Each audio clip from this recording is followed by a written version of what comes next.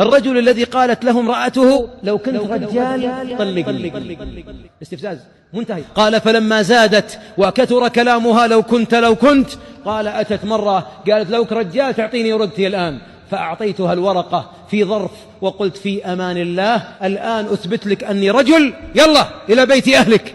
ما صدقت. قال فلما ضاقت 20 يوم اتصلت عليه بالجوال، بكت عليه، ما أستغني عنك، أنت الدنيا، أنت كل الدنيا لي، أنت عمري، أنت روحي. خشي على قلبها أن ينصدع، رد على اتصالها وقال ماذا تريدين؟ قالت أنا أخطأت. قال لا خل أبين لك أني رجل. قالت أنت رجال لكن أنا ناقصة عقل. قال إذن ارجعي للورقة. طلعت الورقة اللي هو كتبها، قال يا أم عبد العزيز تسوين عيوني، والله لو تطبق السماء على الأرض ما طلقت. هذه الورقة اللي أعطاها. لما قرأتها بكت فقالت أنت شيخ الرجاجيل وأميرهم. لايكي